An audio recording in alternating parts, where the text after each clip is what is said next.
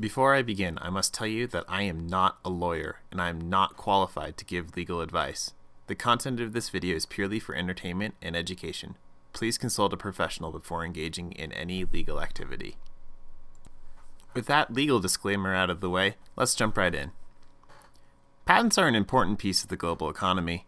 The United States Patent Office alone received over 625,000 applications for patents in 2015. What is so important about a patent, and why are so many people applying for them? I'll be trying to explain the purpose of patents, the different types of patents with their different protections, and why you might consider getting a patent. The idea of a patent isn't new. The ancient Greeks had a form of protection to allow refinements of luxury to be treated exclusively for 1 year. However, the modern system is more closely based upon the English letters patent. In 1790, the U.S. Congress passed the first Patent Act in order to promote the progress of the useful arts.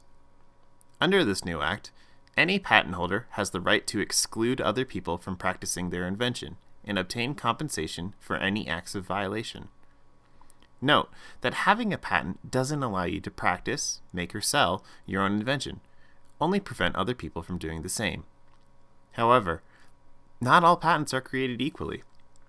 There are 3 different types of patent. There's a utility patent, design patent, and a plant patent.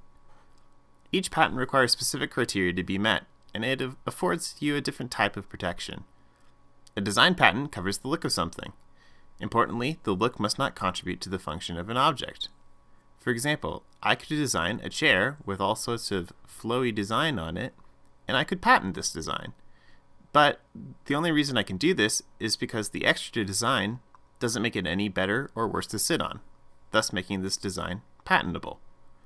I can prevent everyone else from making chairs with my lovely scroll work. A plant patent is pretty simple. It has to do with plants. It's a slight workaround of the law, which I'll explain on Wednesday, but suffice to say, very specific criteria must be met to even apply for a plant patent. Less than 1,200 plant patent applications were submitted in 2015.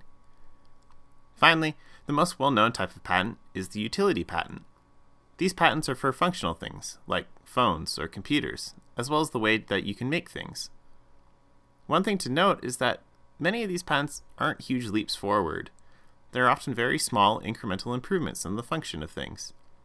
For example, take a cinder block and you know that its function is for building structures. But I found that if you rotate them 90 degrees, it makes any structure stronger. Now I can patent this method of building structures with the rotated blocks. But it's nothing super new to anybody, is it? Okay, this is all great, but why even bother with a patent? Well, primarily it is for protection. Many research companies and gadget creators need these patents in order to stay competitive. A great example is the Samsung versus Apple case. Protecting the slide to open feature enabled Apple to recoup losses against a big competitor because Samsung was using something they didn't have rights to.